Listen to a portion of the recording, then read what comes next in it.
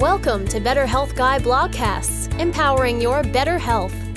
And now, here's Scott, your Better Health Guy.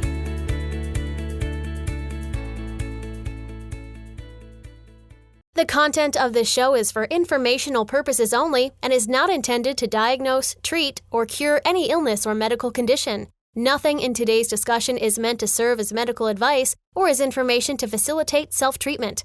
As always, please discuss any potential health-related decisions with your own personal medical authority. Hello, everyone, and welcome to episode 194 of the Better Health Guy blogcast series. Today's guest is Judy Suzanne Reis Tsafrir, and the topic of the show is sacred psychiatry. Judy Suzanne Reis Tsafrir is a holistic healer, activist, artist, and gardener with a private practice of holistic psychiatry, ketamine-assisted psychotherapy, and psychoanalysis located in Newton, Massachusetts.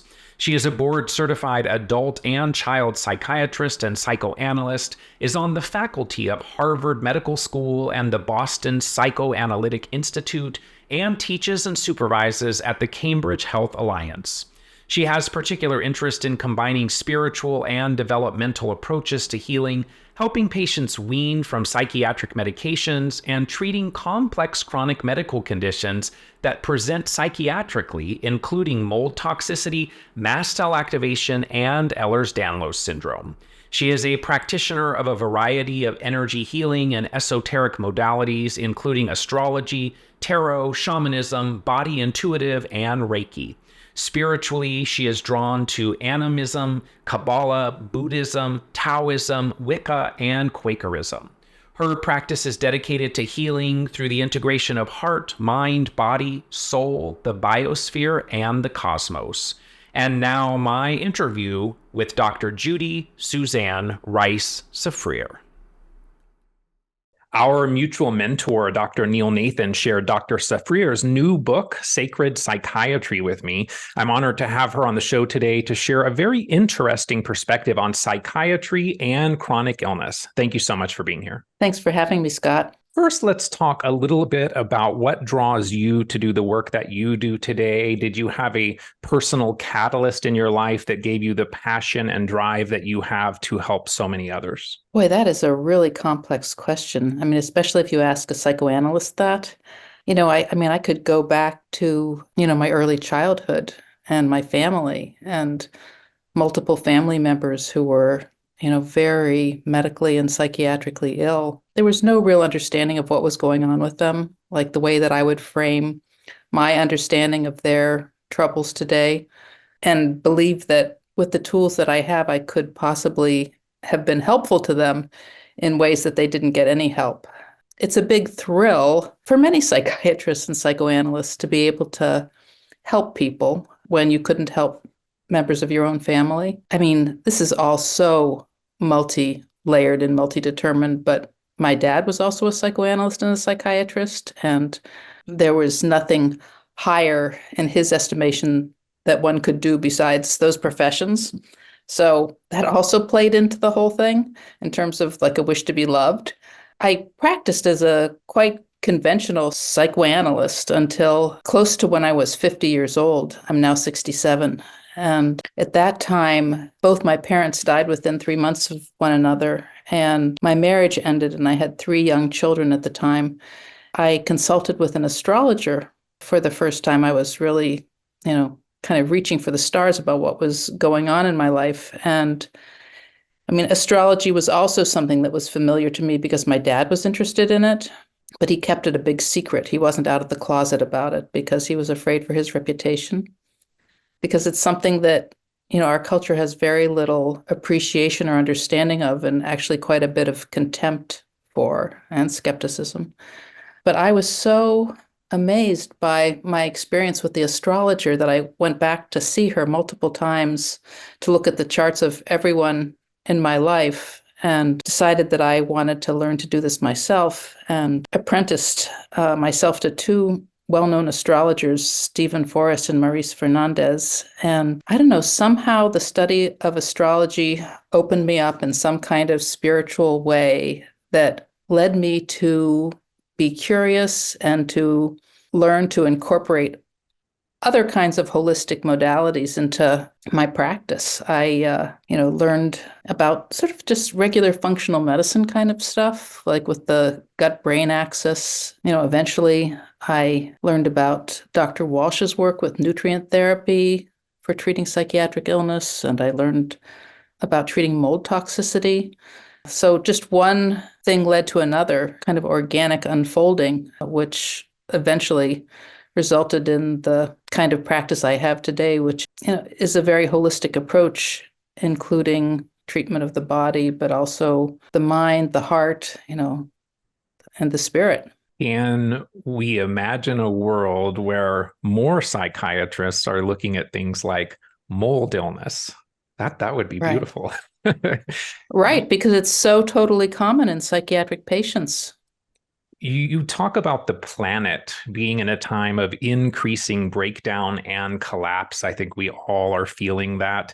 What has your experience been with white lions as a potential protector in times when humans may be in grave danger? What energetic resonance do you have with white lions as protectors in your own spiritual practice? And what message do the white lions maybe have for us?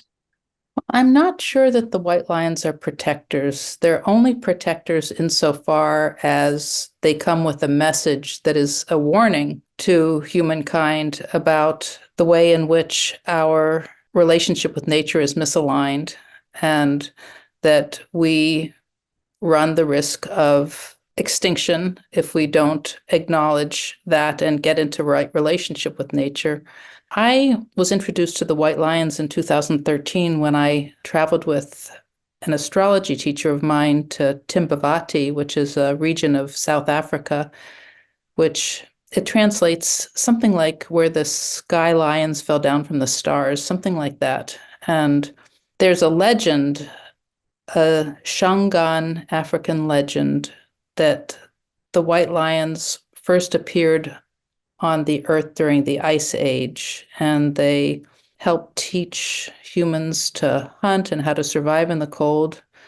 And then when things were safer, they disappeared again, and they said that they would return if human beings need them, if they were in danger again.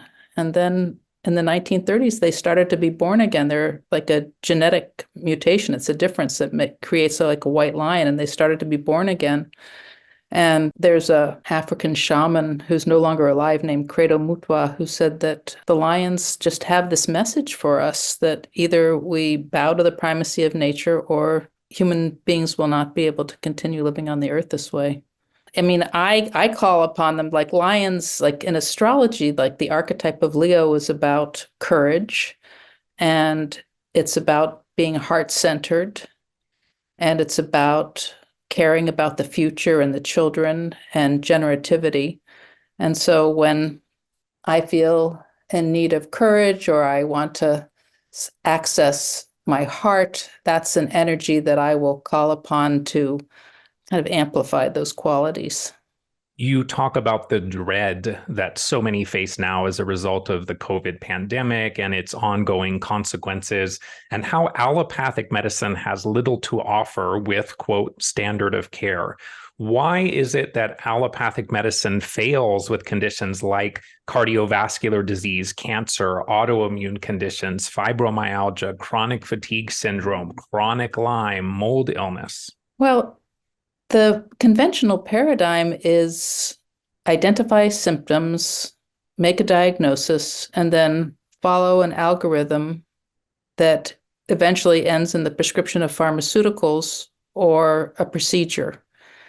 And there's no awareness or priority placed upon looking for root causes or for measures which are preventative, which might prevent those types of conditions, like many of them that you mentioned are, driven by inflammation. So there's no attention paid to diet or infectious things or toxins that create these things. So it's just identifying symptoms, suppressing them with pharmaceuticals, and the pharmaceuticals aren't a free lunch. Very often they have side effects, and in psychiatry, often those side effects are treated with yet another pharmaceutical. And there's not a holistic perspective.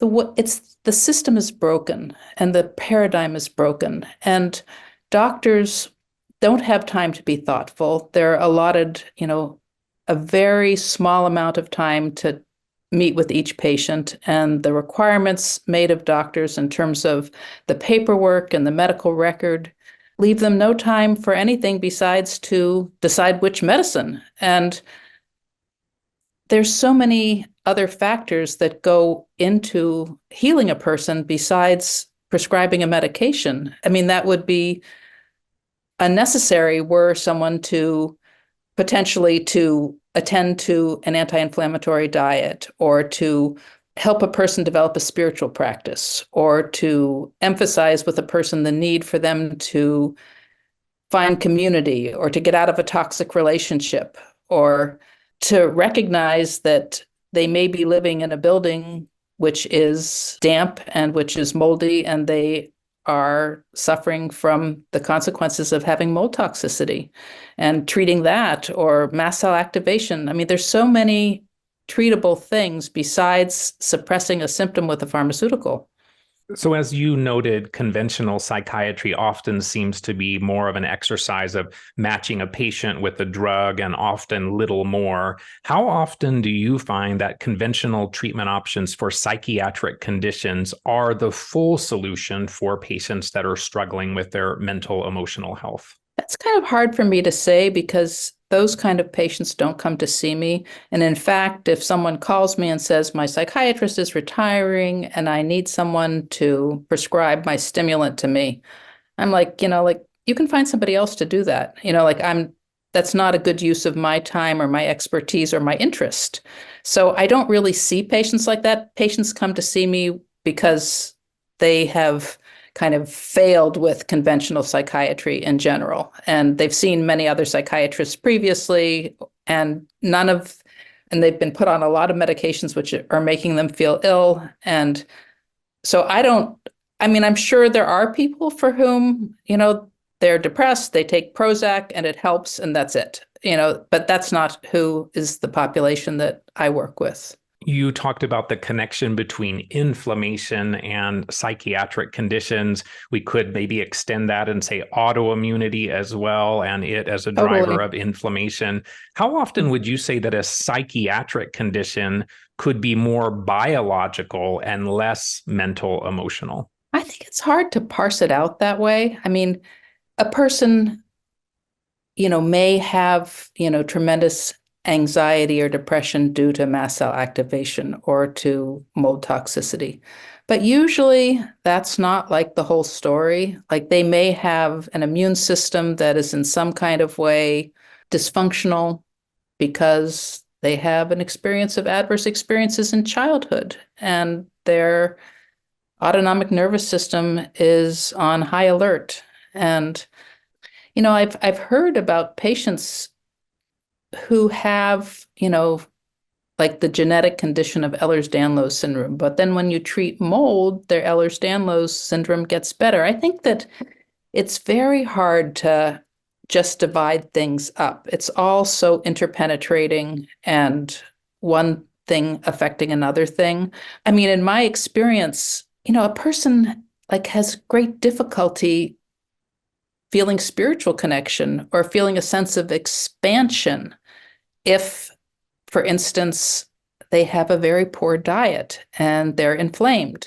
So the body is so intimately connected with the spirit, and the emotions are so intimately connected with the spirit and with the body. So I'm just repeating myself, but it's very hard to divide it up, in my opinion.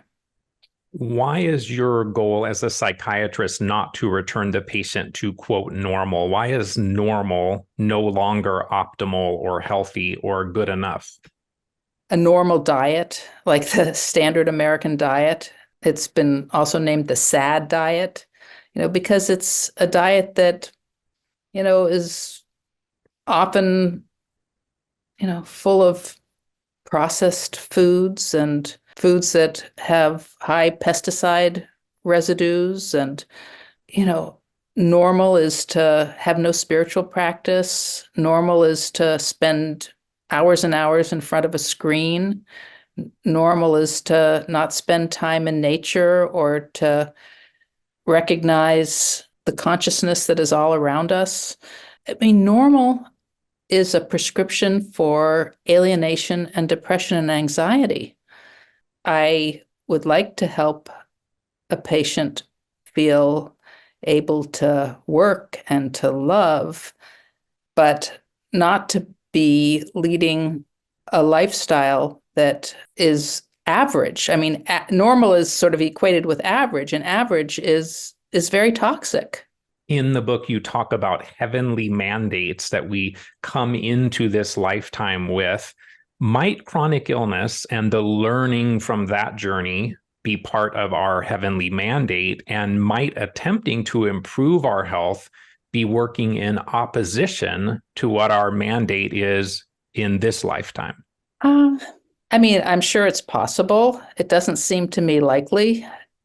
For sure, illness and suffering is an experience that often for many people catalyze maturation and spiritual growth and development. But I don't think that anybody it's their mandate to be ill. Very often adversity creates, not always, sometimes it creates bitterness and fear, but it can create a great deal of compassion. Yes, adversity creates compassion and psychospiritual growth very often. Totally agree. And in my own experience, I'm sure early days of my own chronic illness, that fear and all of that dread and hopelessness and whatnot probably were more dominant. And now I think I focus more on the gifts and the new perspectives that I've gained from my own challenges and ultimately my recovery from chronic illness. And so I do think that as challenging as it can be, that there are lots of gifts. I also, would very much view this podcast and the work that you do as a gift of what you have been able to make of your experience of chronic illness. And the podcast definitely feels to me like a heavenly mandate, like you're sharing something, with the world that, has the potential, and I'm sure does make a great deal of difference for a number of people. Thank you. Thank you. Mm-hmm. What is an archetype and how does that influence our behaviors, our experiences? How much control do we really have to change our existence? You ask these amazing philosophical questions. So an archetype is a pattern of experience or a structure of experience or an energetic kind of constellation. So for instance, the planets represent archetypes. So like Jupiter is an archetype associated with expansion and abundance and potentially excess and blessing and good luck. So it has a lot of positive connotations. Saturn is the archetype is associated with mortality and limitation and fear and structure and maturation. So we all tune into these different archetypes all the time and they structure our experience. So when there's different cycles in astrology. So for instance, when a person is 29 years old, they're having their Saturn return and they may have some kind of awareness of their maturity and the passing of time and that they're no longer a child and what are their responsibilities and how do they want to structure the next chapter of their life. So they're sort of partaking of the archetype of Saturn. Or if someone has what feels like a stroke of great good fortune and things are really going their way and they may feel as though they're, connected with the archetype of Jupiter. I think we have tremendous amount of control. We do and we don't. There's many, many things that are not within our control. But I don't see the astrological chart as something that's predictive. It represents patterns of energy and kind of invitations to us and themes that we're invited to address in our lifetime.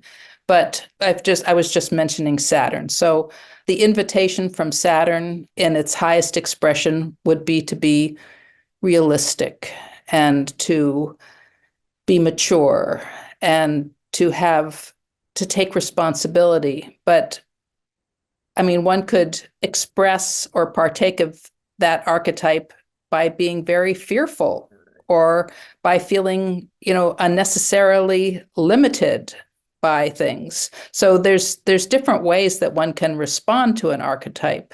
And I think we use our consciousness to choose how we're going to react to things. I mean, the more conscious one is, the more one is able to have some choice about things. And the more one works with one's mind and trains it to not be reactive and to have more equanimity, the more one is able to have as much control as possible, realizing that there are so many things that are not within our control. There's just huge forces going on in the world now, like with the climate and the rise of authoritarian governments all over the world. This is nothing that I can personally have much impact upon and control and may be very much at the mercy of, but I can do my part in my own small sphere and affect what I can affect.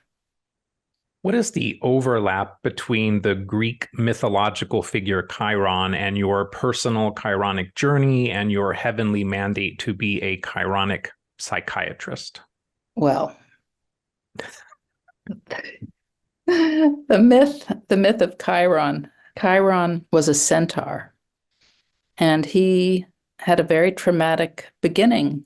He was the product of a rape. I think it was Zeus changed himself into a horse. And this was because the nymph that he lusted after had changed herself into a mare, and he raped her. And Chiron was born, and he was half horse and half human. And Philyra, the nymph, was utterly disgusted by this creature that she had born, and she rejected him and abandoned him.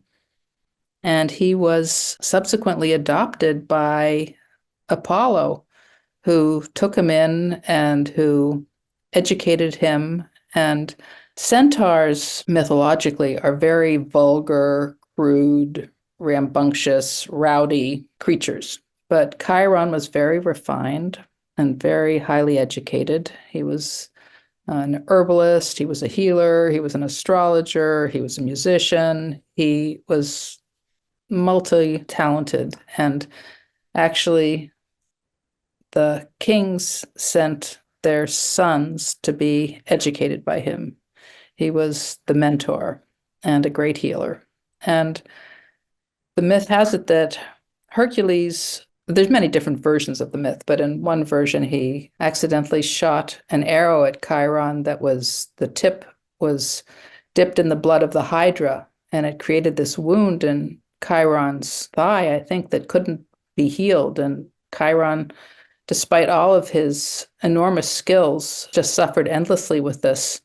And it goes in parallel with the myth of Prometheus, who was chained to a rock, and an eagle came daily to peck out his liver, and Chiron offered to change places with Prometheus because Prometheus was suffering so much. So Chiron, in an act of altruism, exchanged places with Prometheus. And the gods then were so moved by Chiron's compassion that they released him from that position and put him up in the sky as a constellation. And so he's an archetype that talks about both the capacity for healing and to be a great healer, but also the limitations of it and being unable to heal oneself, and also the power of compassion and altruism. And Chiron had a very shamanic beginning. He was, rejected by his mother when he was born. Like, I resonate with that. I talked in the book about the fact that my mother was very depressed when she was pregnant with me. And when I was born, said I was an ugly baby and went on to be psychiatrically hospitalized. And that's a wound that, I have carried with me my whole life. And boy, I've, spent a great deal of energy and time in healing it. And I have transmuted it a great deal, but it's never entirely healed. It's never entirely healed. And the whole process of writing the book was very challenging in terms of some kind of way I needed to work with myself to not anticipate that my book would be an ugly baby, and to get over my fears of rejection, and to be able to promote my book, to talk about myself, to be on podcasts. This was all a huge piece of spiritual work for me, an ongoing piece. And I mean, it's interesting that you asked me that question, because at first I was like, oh my God, it's such a hard question, but it's a wonderful question. And I feel as though, I deeply resonate with that archetype of Chiron. And I think there's ways in which we probably all do. There's certain things that have happened to us during our lifetime, or maybe it's also past lives, that you can't just entirely get over. Ram Dass, who's a famous spiritual teacher, had this saying about becoming a connoisseur of your neuroses, that you kind of know yourself and you know what your deal is. It's not like you're going to disappear them. It's not like it's going to go away that certain things have happened. But, you become more and more skillful at, dealing with it. How does a lack of interconnectedness further fuel more dread, more alienation, more hopelessness? And in the book, you talk about many practical things that we can do to feel more connected within our natural world, within the universe, and with our spiritual existence. What are some of those tools that can help us feel more connectedness? The first chapter of my book is, I think, titled something like Developing a Multidimensional Sense of Yourself. And if we don't have that sense of ourselves as more than just our physical body, more than just our personality selves, life can be very scary. And it can be people can feel very alone. And with everything that's going on in the world, that is the last thing that we need. We need to have a sense of connection with one another. We need to have a sense of connection with the natural world. We need to have a sense of connection with all that is. And that is what is really fortifying and strengthening, to not be feeling confined to the small self. So in that chapter, I talked about a number of practices that can help one feel connected. So, for instance, I talked about creating an altar. And an altar is just like a little sacred space that one creates. So you can it doesn't need to be a whole room. It can be a corner of a room where you take a pretty cloth and put it down, and maybe set a vase of flowers there, or collect some objects that have some kind of special meaning to you. It could be a picture of a place that you love, or a person that you love, or a special rock or crystal, or a feather, a candle, something that reminds you of your connection with something larger than yourself. So you can set that up, and it should be tended. It shouldn't be just allowed to sit there unchanging forever. It may be that something that you put on there, a week later no longer speaks to you. And so you change it up, that you tend to it. And it's a reminder that there is more to you than just your physical body and your personality. I talked about practices like drumming. In the Native American cultures, I think a drum can sometimes be referred to as a spirit horse. And so one can drum, and the rhythm of it takes one out of oneself and helps shift the consciousness. I use my drum daily.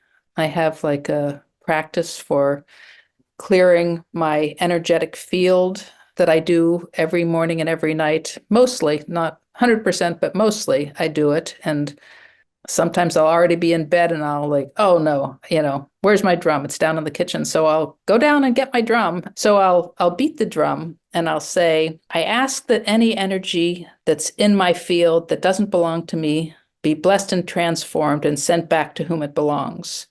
And then I'll say, I ask that any energy of mine that has been left elsewhere be blessed and transformed and returned to me. So I'm always morning and night clearing my energetic field with the drum. And this, again, is like a practice that reminds me that I have an energy body and I have an energy field. I'm not just, my 3D reality. There's so many practices. I quoted Angeles Arrien, who was a cultural anthropologist. She died in 2014, and she was a wonderful thinker and wrote some wonderful books. She talked about a practice called the Blessing Way. She went around the world and she studied cultures all over the world. And on the basis of what she observed, she named 3 commonalities that she saw repeatedly in cultures throughout the world. And the first was that every culture had some kind of form of prayer. Prayer is something that many patients today have no clue about how to do. And they, in fact, are even allergic to the word because it has so many oppressive associations from growing up in the family where, I don't know, religion was practiced in a way that didn't feel uplifting and felt in some kind of way aversive. But prayer is really like asking for guidance. I did quite a bit of training with the Foundation for Shamanic Studies. And in my training, we were taught that the spirits like to be asked. They don't interfere without our asking. And they like to be even asked out loud. It can be so helpful to, say, help me, guide me, show me the way. I'm willing, help me trust. Please show me the way. Show me, what do I need to do? Marianne Williamson talks about a prayer that she says every morning. Where do I need to go? What do I need to do? What do I need to say and to whom? So prayer is something that is common to cultures around the world. And the second practice that she identified was gratitude. There's been lots of very evidence-based research done on gratitude that, people who write down 3 things every night before they go to bed about what they're grateful for are measurably happy when they are administered these happiness scales than people who don't do that.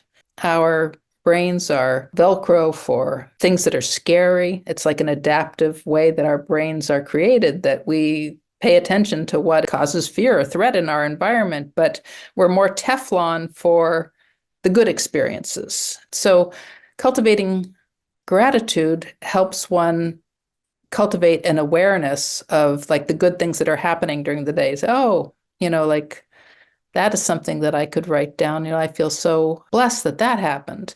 So just increasing your awareness of what is good. There is so much to be grateful for amidst all of the suffering that is going on and all of the craziness. There's no doubt that there's a million things to be grateful for every day. And then the third thing that she identified was taking action, like doing some kind of sacred action. It's not enough just to pray and be grateful, but you need to do something. So do some kind of act of service, some kind of act of kindness, make a donation, do something to increase the amount of beauty and goodness in the world, but really to take some action. So those are, that was Angeles Arrien's Blessing Way threefold practice. I was also trained in the practice of making offerings, which is not something that we do in our culture. So spirits don't only like to be asked, but they like reciprocity and relationships. So ask for guidance and take a handful of rice and throw it and say, thank you, or lentils or flower petals or whatever, but just some kind of act of give and take. So there's just a million things that one can do throughout the day to remind oneself that one is a multidimensional being and not just confined to a body which may not be feeling well, or a personality which is feeling angry and upset or depressed or whatever, that there's something larger that we can tap into and which expands us. And these are not skills that are taught to people in our culture.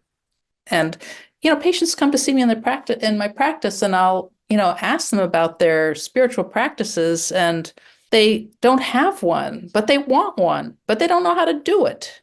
They're just, I would like to, but how do I do this? And just giving some tips like that, it makes a difference. They have something concrete to do. Just like you might say to someone, there's a lot of evidence that, getting outside early in the morning and getting that morning sunlight does something that, affects the pineal gland and resets the circadian rhythm in the nervous system. And it's just really, really good for you. Just, they know what to do. There's things to do. How might acupuncture or essential oils be helpful tools in working with some of these higher levels of healing? I think we think of acupuncture points as working with the physical body, as working with the energetic body, working with the meridians. But can some of these acupuncture points or potentially work with essential oils? Can these be connectors into the spiritual realm as well? Absolutely. And that's one of my favorite topics, and something that it's kind of my leading edge now of like what I'm learning more and more about and what I love. Something that I learned about in this energetic training that I did called Body Intuitive was these spiritual portraits of the energetic points.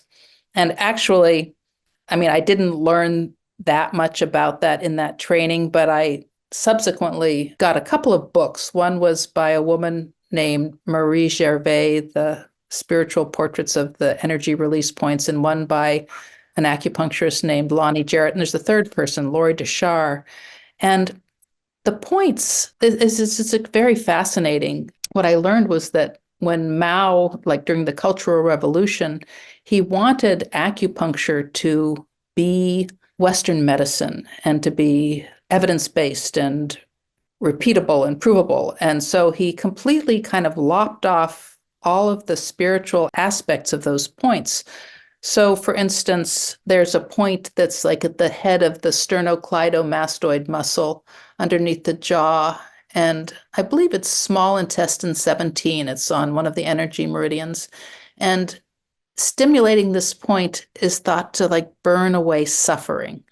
How amazing is that? It's not, I don't remember what the point is, if it's for the sinuses or for the headache or whatever the physical things are, but this is like to burn away suffering. Or there's points underneath the occipitus on either side of the spine. There are the points that are called like windows to the sky. And stimulating these points helps a person have like self-confidence and to like reach their head up towards heaven. Or there's this point on the chest that's called conception vessel 17. It's on the breastbone, like between where on a man it would be the nipples, and it's called the heavenly storehouse of inner light. And stimulating this point amplifies a person's capacity to give and receive love. And like especially Marie Gervais' book, it's just so, these descriptions of what these points can do spiritually is just beautiful. And if you just give a patient like a single point that helps them manifest their heavenly mandate, and you can give them the text to think about what's all the meaning of this point, and it's a way for them to focus their energy and their intention, and it's very beautiful and very rich and an endless exploration. I've worked with some Bach flower essences, some Australian flower essences that can be helpful for supporting mental health, emotional health. When you suggest specific essences for your patients, is this more academic matching, more intuitive, or do you use some other senses to match the essence to the person? Well, I think that underneath it is kind of knowledge, that I've just learned about different essences and their qualities and how they can work, or not how, but what is the way that they work. But then I sort of intuitively arrive at the idea, but I think there's a lot of learning that's gone behind it that informs the intuition. I don't use any kind of muscle testing or anything like that. So this body intuitive system then incorporates energetic healing, medical intuition, work with the chakras, work with essential oils. What's the patient experience of a body intuitive session like? I have an exchange partner who every 2 weeks, either I give her a session or she gives me a session. And I think, it just like in any kind of healing, it has a lot to do with match. And I think we're very well matched. There can be a feeling of being like very much understood. Also, sometimes there can be a feeling of surprise of, wow, what this person is coming up with. This wasn't what I anticipated. And yet, as you kind of feel your way into it, like, yeah, that is really interesting and has maybe something to offer that I hadn't thought about. But I mean, basically, I prepare in advance before I do a body intuitive session. I tune into the person and I use astrology, I use oracle cards, I tune into them energetically, and I have something prepared when I meet with them.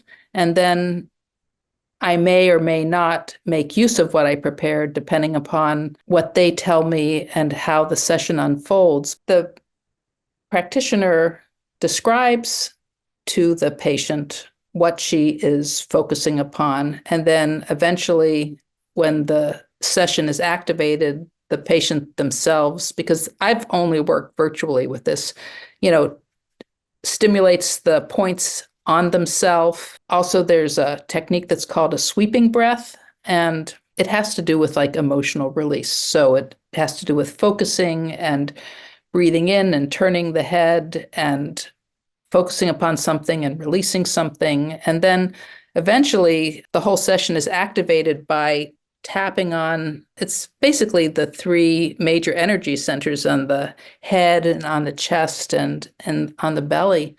And very often there'll be homework, like repeating the stimulation of some of the acupressure points or some combination of points that is like a reset for a particular chakra or a reset for an element. It's very interesting. I find it quite remarkable, honestly.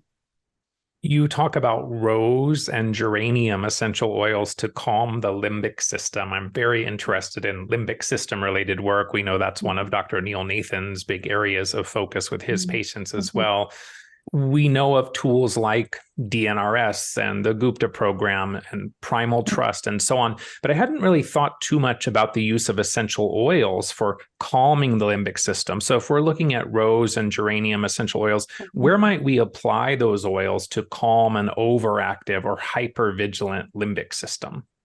Well, I mean, a great place is that point that I mentioned, CV17 on the heart, that's on the breastbone between the nipples, the center of the inner storehouse of light, because if you put rose oil on that point, you're amplifying your capacity to give and receive love. You're not going to be like in a state of sympathetic arousal, like that tunes into like some kind of heart opening.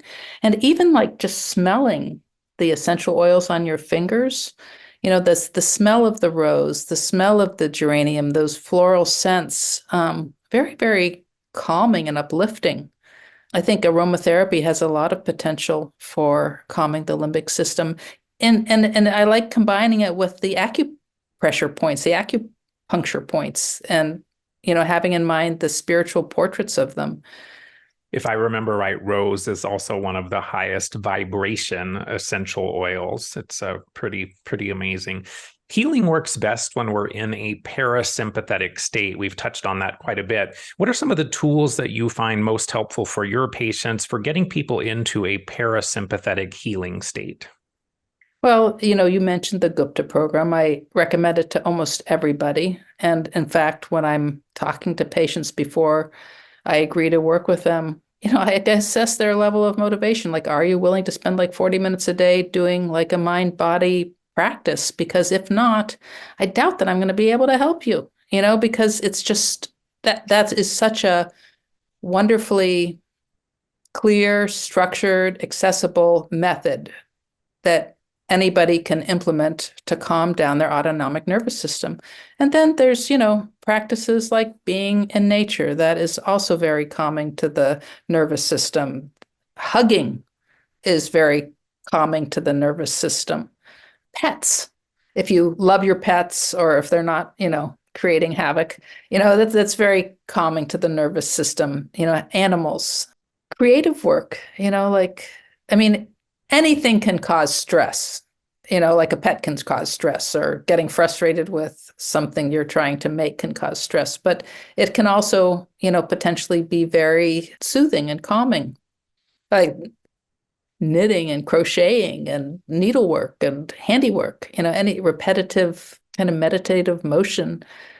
All of that can be very calming. Like housework can be calming, just if you're truly, like if you're like washing the dishes and cooking, like cutting vegetables, anything that you like, that you enjoy, that you feel comfortable and competent at and feel relaxed doing it, it like calms down your system. So I need to be smiling more when I'm scrubbing the toilets, is what I'm hearing. Well, anything can be adverse. The cats can drive you crazy when they knock something off and break something that you love, like. Tools like ketamine or ayahuasca or psilocybin, those seem to lead some people to making great strides in their healing. On the other hand, I sometimes wonder if they can be overused or used as another crutch or maybe even another addiction. What has your clinical experience been with psychedelics and how they can support our psychiatric, mental, emotional health? Well, so far, at least in Massachusetts, the only legal psychedelic is ketamine. I did a training in ketamine-assisted psychotherapy at the end of May, beginning of June, and have been doing a lot of it in my practice and have been having a number of very, very positive experiences with my patients and being able to help people that, even though I have been able to be very helpful before I did the ketamine training, somehow I'm able to accelerate things. I'm thinking of one man who, was addicted. He's 48 and he was addicted to marijuana since he was 16. And he's not smoking anymore, and he couldn't stop by himself. So it can be very helpful for addiction. Another man who just, tremendous kind of ruminative depression, a great deal of suffering. The ketamine just really, really shifted him. And with him, it's been necessary to have some booster sessions, like it's worn off after a few months. But that's okay. The difference that it's made is so great, It's not legal for me to do MDMA or psilocybin with patients. I think that's probably going to change pretty soon. And I'm interested in being able to use those psychedelics to help people. I think there's tremendous potential. I did my psychiatric training in the 80s. Like I started my residency in 1986 and finished in 89. And basically and Prozac came out during that period. There's been like very few advances besides the psychedelics since then. This is just a revolution, and so helpful for PTSD for some patients, and I'm not worried about the addictive. I'm sure anything can be abused. We human beings have the capacity to abuse food. Yeah. You can abuse anything, but I think the upside and the therapeutic potential is so far outweighs the risk. And I think, it's important to do it in a sacred and ceremonial way. And I really don't like the way that these ketamine clinics have sprung up around the country and people are given high doses of ketamine without any consideration to set and setting, without any kind of setting a framework of doing something sacred, something soulful. It's just, I don't appreciate medicalizing these medicines. And then, MDMA and ketamine are chemicals. They are pharmaceuticals, but there is a way to make use of them in a very sacred way. I love that. It's an area that I've not personally explored much, but I definitely need to learn more about it. So thank you for sharing that. Let me just say something more about the ketamine. It promotes neurogenesis it promotes neuroplasticity. Our default mode network that generates our repetitive thoughts that often, are not progressive. They're just same old, like a rut. Like our brain is like a ski slope that has all these like tracks going down it, and it's just very easy to get into the same rut. But the ketamine allows for some new pathways and some new ways of thinking to develop. It supports that. I've heard it described as like miracle grow for the brain. And it feels that way to me, that there's something, not for everybody, but for a number of patients in my practice. And I like to combine it synergistically with the Gupta program, because in the Gupta brain retraining, patients are asked to recall some kind of time where they felt really whole, where they felt really good, where they had some kind of uplifting experience, something very, very positive, and to recall that as a way of kind of entraining the brain to be in that kind of state. Well, sometimes with the ketamine, patients have, experiences of tremendous heart opening and of bliss and of connection. And so I'll say, remember this, remember how you're feeling. And then when they do the Gupta brain retraining, they can recall that ketamine state. And it's something that works very synergistically together. Wow, beautiful. I love that. In regards to climate catastrophe, you say in the book that a type of planetary near-death experience is what will be required for there to be a collective awakening of humankind. How close do you think we are to this awakening? And is it an awakening that potentially goes even beyond the climate conversation and to a much broader rebirth? Well, first of all, I don't know, the way that you said that, you said something like that it will require. I don't know that. I wonder that, I don't know what's going to happen. It seems like that's what it seems like, but I don't know what's going to happen. I mean, the way it looks from the perspective now is that there's so little capacity for any kind of global cooperation, which is what is needed in order to avert disaster. It needs everybody needs to get together, but there's so little will for that, or so little capacity. So it looks like we're headed for catastrophe and collapse, but who knows what will happen, and it does seem also at the same time that there is some kind of acceleration of consciousness. There's more and more people who have an awareness of our interconnectivity and interbeing than ever before. There's more and more talk in the news about UFOs and extraterrestrial intelligences, and that there's a lot that has, been kept from the public. And I don't know what to make of it, but it feels as though there's just enormous change afoot. And even with things that we can know more about, like the advent of artificial intelligence and the way it's going to change everything entirely, more than things have changed with the advent of the internet. It's just supposed to create some kind of quantumly different experience.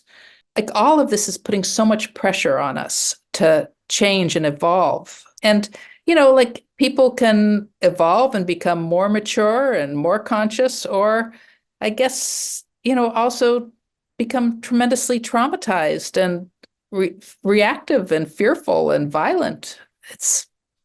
Both are happening. There's a quote by Joanna Macy that I love. What she said about this time, this is how I feel. It's walking the razor's edge of the sacred moment where you don't know, you can't count on, and comfort yourself with any sure hope.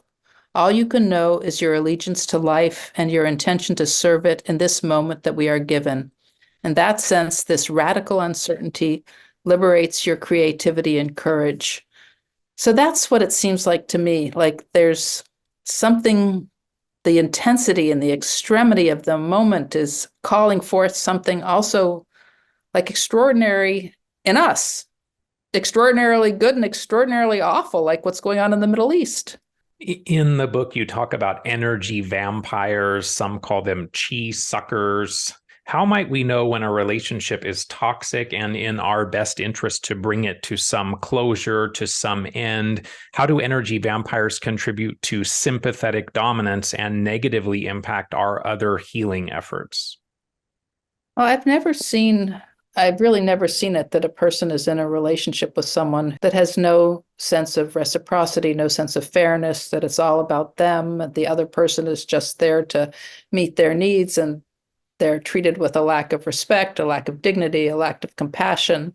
That is just an enormously stressful situation to be in close contact and relationship with someone who treats you in this way. And it creates like a constant state of fight or flight. And that creates a constant, secretion of cortisol, which, results in inflammation in the body and the brain. And a person just feels anxious and depressed. And I mean, I think like what I've come to see is that it's only when a person can like truly accept that the person that they are with is not going to change, that there's nothing that they can do, no way that they can get it right, no way that they're going to be able to fix it, that then they're able to finally liberate themselves from a relationship like that. And often that involves a lot of grieving because they need to give up the fantasy that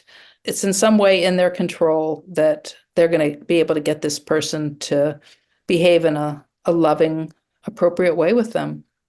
In the book, you talk about accelerated resolution therapy. How is accelerated resolution therapy different from EMDR? And do you think there's a place for EMDR in the type of work that you do as well? Well, I'm sure there would be a place for it. I'm not trained in it. I've been like very impressed with the effectiveness of ART. The way that I understand that it differs from EMDR is that with EMDR, a patient really tells the therapist a lot about what it is that they're working on, and in a way that it becomes like a shared experience. They're talking about the trauma, and it's my understanding that it sometimes can be quite activating and sometimes re-traumatizing. The ART is done entirely internally. The patient doesn't even need to tell me really about what they're thinking about or what they're really working on. I mean, we may decide that they want to work on their fear of flying, or that they want to work on a time that they were, held up and assaulted. But they don't need to tell me the whole story, or they're doing something internally as I'm giving them prompts, and they're doing eye movements at the same time as they're thinking about their various scenes. And then there's a whole opportunity to, in fantasy, create like replacement images and replacement scenes and replacement experiences in imagination in conjunction with the eye movements. And really, mostly patients who I do ART with walk out of my office smiling, because it's a very uplifting, positive experience. As I understand EMDR, like it can be upsetting, you can be undone by it. Not that it's not helpful ultimately, but ART, I think, is like, at least in the moment, much less stressful for patients. When we consider chronic illness at a higher level, how often would you suggest that there is a mental, emotional contributor, some conflict or trauma that may have set the stage for the development of an illness? How much of our focus on regaining our health should be in the mental, emotional realm versus solely focusing on the physical realm?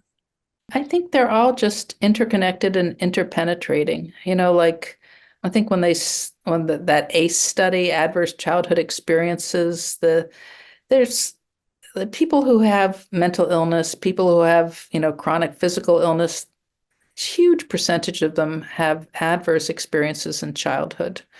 It just is very formative for the neuroendocrine immune system. And so, it creates like a vulnerability or a lack of resilience. I see them as all just so intimately connected. And, there may also be things that, we can't really identify and know about, at least not with my skill set, about like past lives that are contributing to karmic things that are contributing to a person's health and illness journey. One of my mentors, Dr. Klinghardt, has said that it can be difficult to move past chronic illness when one is on certain psychiatric medications, Klonopin potentially being one of them. Do you find that some psychiatric medications make it more difficult to treat a person for the physical contributors to their condition? And do some people potentially need to wean off certain medications to support their longer-term overall healing process? Oh, I don't really know. I mean, I have a sense that the like psychiatric pharmaceuticals are in general not healthy for people. Like the antipsychotics, many of them cause metabolic dysregulation and insulin resistance, which then increases inflammation.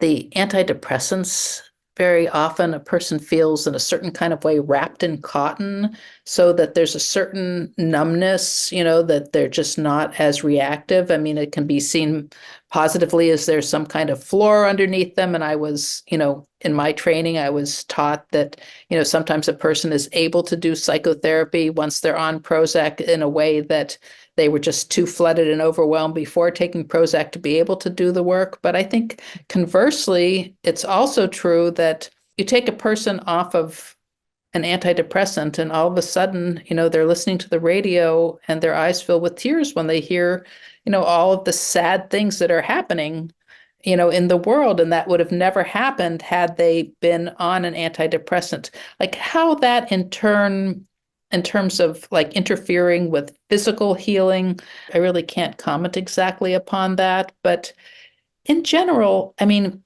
there are certain pharmaceuticals that I really appreciate, such as ketamine or low-dose naltrexone. That's one that I use a lot of and is extraordinarily helpful. But in general, I try as much as possible to avoid my patients taking pharmaceuticals, if it's possible for there to be some other kind of natural substance that would work as well, or diet, or mind-body practice or sunlight, would substitute in terms of, them not feeling so depressed or anxious or distraught. We're going to come back to the LDN conversation because that is one of my favorites as well. But a few questions before we get there. When we think about neuroinflammation, you talked about the SAD diet. What are some of the foods that are most contributory to that neuroinflammatory state? And what are some of the foods that are more supportive or reducing that inflammatory state in your experience? Is there a specific test or way that you like to explore those less obvious food allergens in your patient population?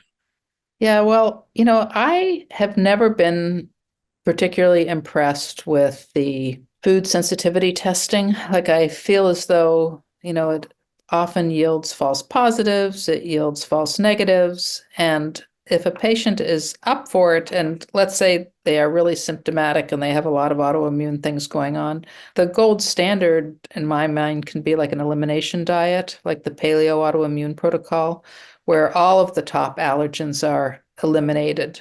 And, that means gluten and dairy and eggs and soy and nuts and seeds and nightshades. And then, symptoms are identified that are troublesome, let's say headache or rash or joint pain or whatever it is, and then stay off of those foods for 2 or 3 months, and then systematically reintroduce them and observe, eat them for breakfast and lunch on 2 consecutive days and observe for 5 days to see if there's any kind of recurrence of those symptoms.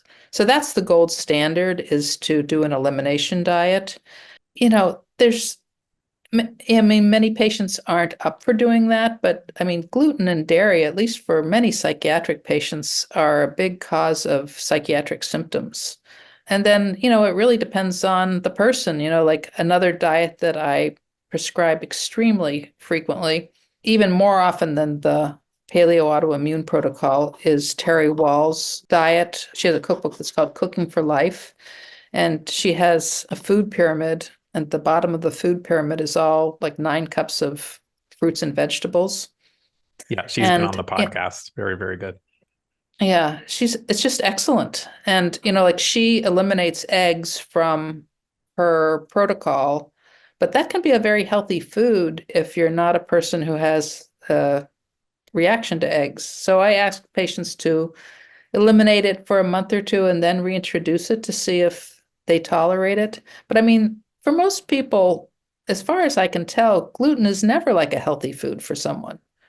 It's just not delicious, but I it's haven't not had healthy. it for, I don't know how many years it's been since I've knowingly had gluten, but I think fortunately there's lots of good alternatives these days that, to me at least, don't seem particularly like I'm giving up a lot. The other piece that I find interesting when people are more universally reactive on some of these food tests is maybe that's a sign that they have intestinal hyperpermeability or leaky gut or fungal overgrowth or parasites or something else. And the food really is not the core issue. It's more the gut health overall. The gut health, or, also like mast cell and limbic system dysregulation. They're just reacting to everything. So let's talk about that then. You talk about mast cell activation in the book. We know that can be a powerful contributor to inflammation. Do you see a connection between activation of mast cells, the creation of histamine and other chemical mediators, and our mental or emotional or even limbic system state of health? What role does mast cell activation play in your work, and how do you approach treatment in your patient population? It's just huge. I think I mean, to me, it seems like the final common pathway for so many different underlying etiologies. So a person may have mold toxicity, but they have mast cell activation. A person may have chronic Lyme, but they have mast cell activation. They may have long COVID. That's, the mast cells are very involved. Or, and people can have mast cell activation following a car accident or any kind of trauma. Like, it's just the immune system and the limbic system are just very dysregulated. And very often with something like the Gupta program, it affects mast cell activation because when the limbic system is activated, the mast cells behave in a disorganized fashion. When the mast cells behave in a disorganized fashion, it activates the limbic system. There's like a feedback loop between the two of them. I don't do laboratory studies to diagnose mast cell activation. It's a clinical diagnosis in my mind. And, I use mast cell stabilizers. I start with, non-pharmaceutical things like quercetin and luteolin. And I also, use the over-the-counter antihistamines and Pepcid. But when those are not sufficiently effective, I may use pharmaceuticals like ketotifen or cromolyn sodium. But mast cells is super, super common in my practice, for people who are medically ill. Yeah, and with ketotifen and cromolyn, I don't really think of them in quite the same way as a lot of other pharmaceuticals, meaning that the side effect profile seems to be more minimal as compared to some other medications. Would you agree with that? Yeah, I mean, it seems like in general, they're well tolerated. Yeah. Have you seen a worsening of some people's mental, emotional health after having had COVID? And how has COVID been yet another layer in its contribution to chronic illness? Yeah, I definitely have seen that. And, I always want to know if there is a relationship between a worsening of the symptoms and COVID infection, because as I said, I think a lot of long COVID, which can manifest as depression, anxiety, and fatigue, is related to mast cell activation. And it seems that there's something about the infection with COVID that also can just stir up other latent infections, like other viral infections that were dormant or viruses that were dormant and then become activated when the immune system has been harmed by the virus. Yeah, I totally agree. Bartonella seems to be another one that seems to become activated in some people after COVID as well. You say that all of us are sensitive to electromagnetic radiation and it has a deleterious effect upon our health. How important is EMF hygiene, EMF mitigation in your patient work?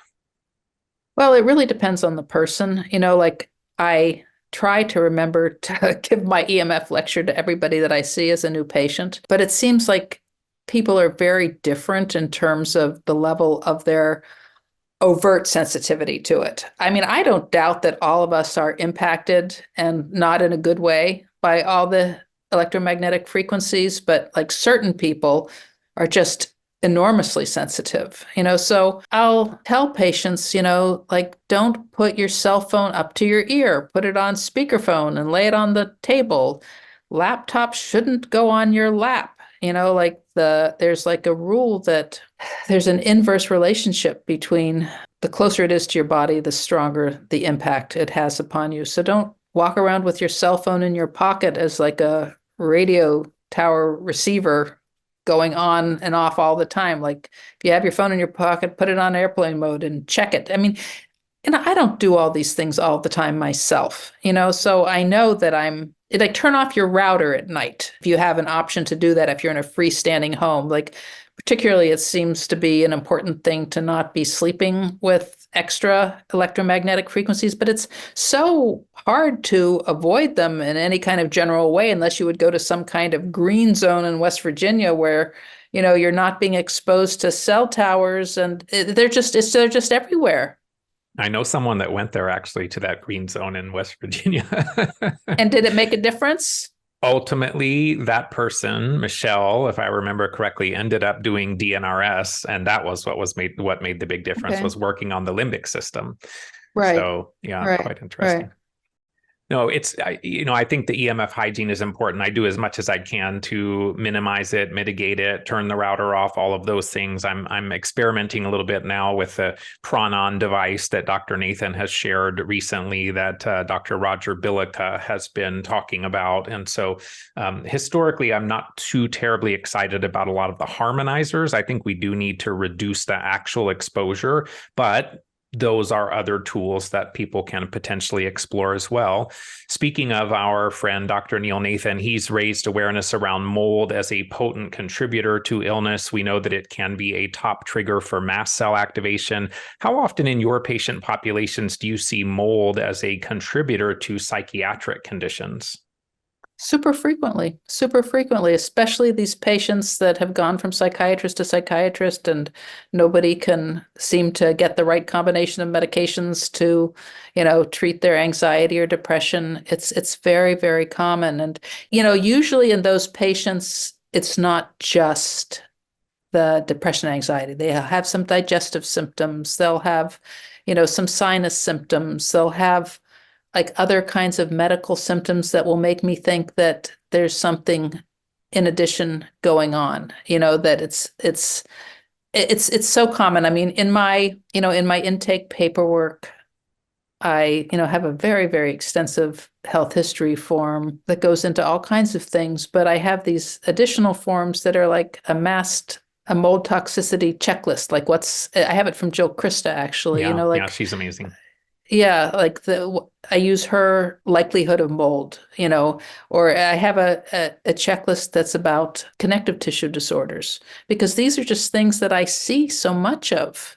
And even if you can't like cure it, it can be extremely helpful. The mold you definitely can treat and make a huge difference. But like the symptomatic support with Ehlers Danlos, you don't like cure it necessarily, but it just can be very helpful for people to have a framework for understanding, why am I having all of these problems for so long? You bring up the perfect transition. So my next question, speaking of some of these collagen-related disorders, hypermobility, you've said that Ehlers Danlos Syndrome is fairly common in your practice. So why do you think it's so common in your patients? Why do you say that EDS is a spectrum disorder? And do patients' symptoms improve, or do they even recover from their Ehlers Danlos once you treat mold or Bartonella or other factors that they're dealing with? I call it a spectrum disorder because, I mean, some people, like, I feel like I have it, but I have the very mild version. Like, I can touch my thumb to my wrist, like that kind of hypermobility. But like, my joints are not constantly dislocating, you know?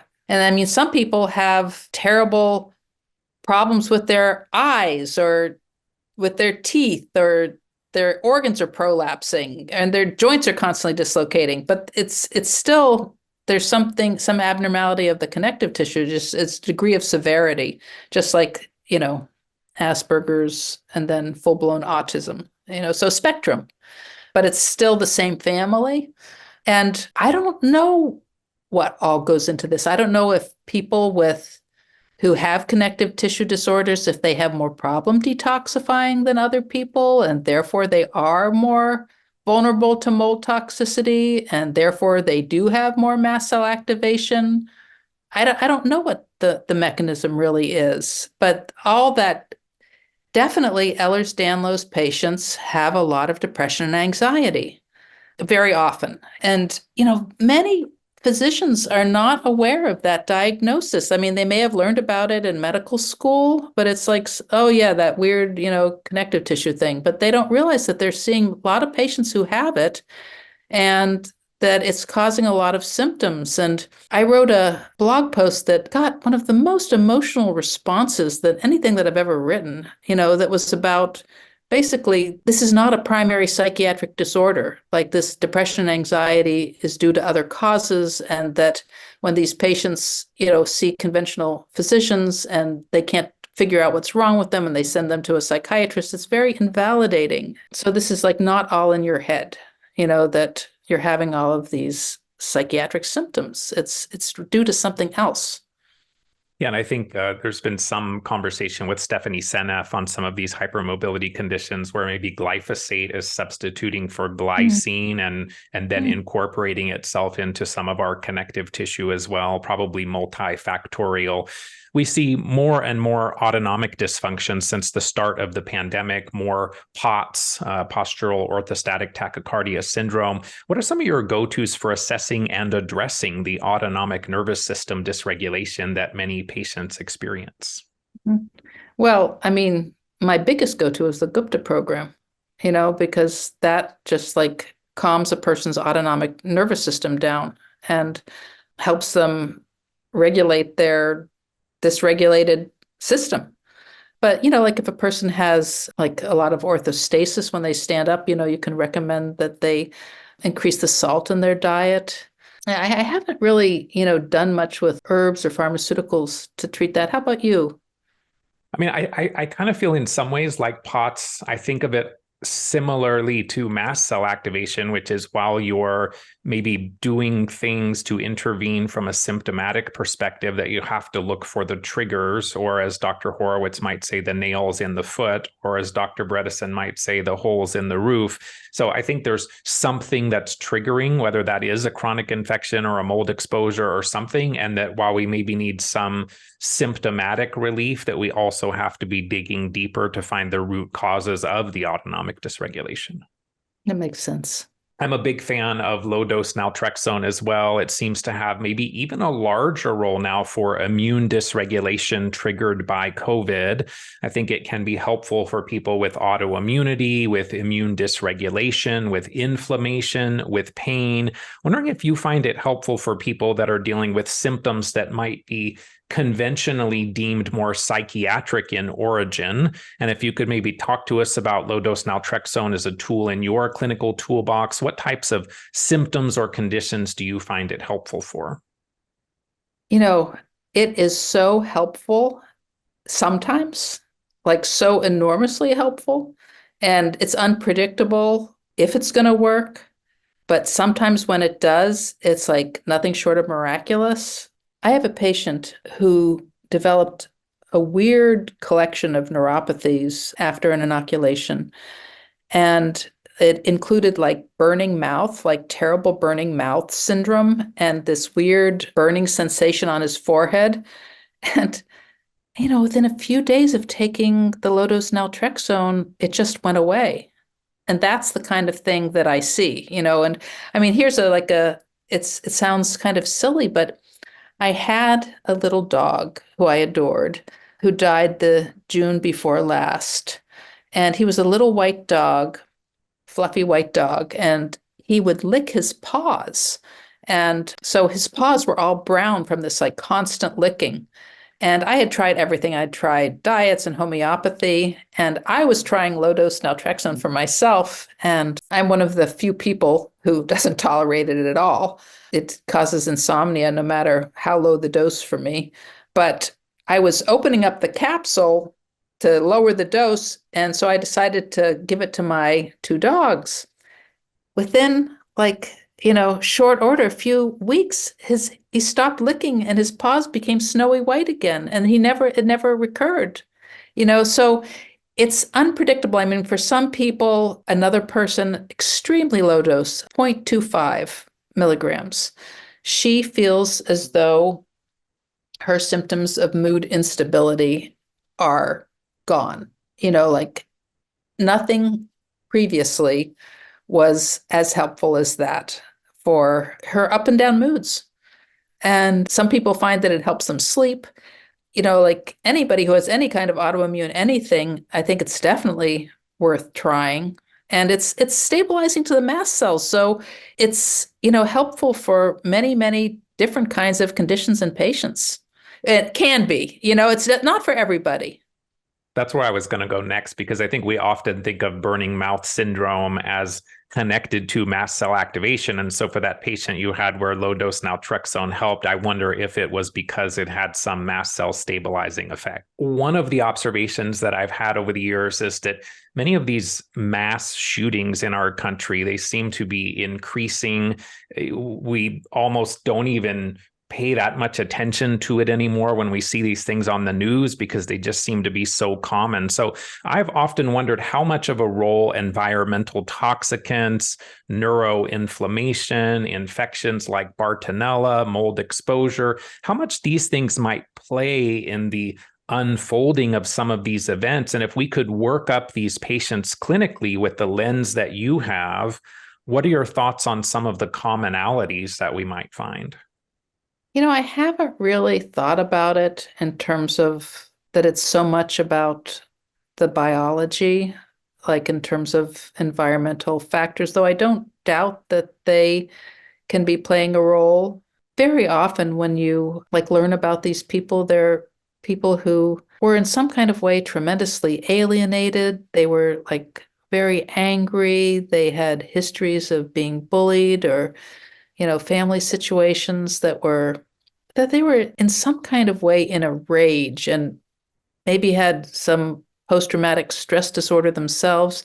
I've thought about it more in terms of psychological factors, loneliness, isolation, psychosocial factors. But as we've been saying repeatedly throughout our conversation, I don't think you can divide things up so evenly, neatly. I'm sure that these psychosocial ills are fueled by poor diet and by toxic environments, literally toxic environments. I mean, I don't know. I don't know the answer, but I have been impressed, when I learn about anything about the background of many of these people, just how the handwriting was on the wall in terms of how alienated and lonely and miserable and angry they were prior to committing these acts.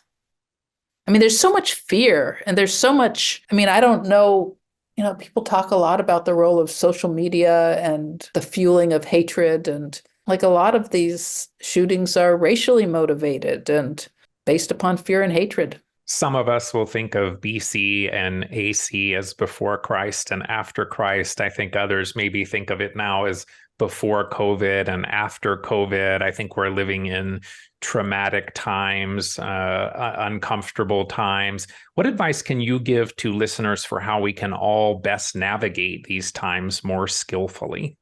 Well, I think just exactly as we've been saying, that we need to attend to our bodies. We need to, support ourselves holistically as much as possible with, diet that's right for us, anti-inflammatory diet with, getting good sleep, with getting movement, with all the kind of things that make our bodies feel good, and that we need to support ourselves emotionally, like be in relationships that feel supportive and nurturing and loving, and have friendships and not be lonely, and be part of a community and engage in acts of service and feel connected. And to engage in spiritual practice, we need to support ourselves from every angle to surf these waves of change that are so accelerating and enormous. And it's only by creating the greatest resilience possible are we going to be able to kind of successfully, or most successfully, adapt to, really challenging times. Beautiful. My last question is the same for every guest, and that is, what are some of the key things that you do on a daily basis in support of your own health? Well, I mentioned that I drum every day. Yeah. And do lots of different kinds of spiritual practice. I use the oracle cards almost every day, which is cards that one pulls, and they have messages, and I think about the messages and what the universe is trying to tell me about. I spend time with my pets. I make art. I get together with my friends. I try to eat well. I mean, it makes a huge difference for me, my diet, and it makes a huge difference for me, the timing of when I eat. So as I've gotten older, if I eat a lot closer to bedtime, I don't sleep well. So it's super important. The older I've gotten, the less resilient, my body is when I do things that it doesn't like. I have to be mindful like that. And I think those are my children, cultivating good relationships is enormously important to me. Creative work, is very uplifting to me. Walking in nature, all those things. Beautiful. Yeah, if I eat enchiladas late on Friday, Saturday morning, my Aura ring will say, "Did you eat too late?" Well, yeah, I have one too. And I'm always oh, darn it. Yeah. No, totally. Your heart rate is elevated, heart rate elevated. It's really fascinating, isn't it? It's so clearly correlated. It's pretty amazing. So clear. This was such an amazing conversation, such a deep conversation. It just flowed so well. I absolutely loved it. I'm grateful to our mutual friend, Dr. Neil Nathan, for connecting us and suggesting that we have a conversation. And to people listening, I really urge you to get the book, Sacred Psychiatry. It is, if you thought this conversation was a little deeper than some of my normal shows, the book goes into even more depth, more detail, more tools, more things that you can do to really support yourself. And so with that, thank you so much for being here today. It was absolutely wonderful to have you. Thank you, Scott. I really super enjoyed our conversation. To learn more about today's guest, visit JudySafrirMD.com. That's Judy Safrir, TSAFRIRMD.com. Thanks so much for listening to today's episode. If you're enjoying the show, please leave a positive rating or review, as doing so will help the show reach a broader audience. To follow me on Facebook, Instagram, Twitter, or TikTok, you can find me there as Better Health Guy. If you'd like to support the show, please visit betterhealthguy.com/donate. To be added to my newsletter, visit betterhealthguy.com/newsletters. This and other episodes can be found on YouTube, Apple Podcasts, Spotify, Google Podcasts, and Amazon Music. Thanks for listening to this Better Health Guy blogcast with Scott, your Better Health Guy. To check out additional shows and learn more about Scott's personal journey to better health, please visit betterhealthguy.com.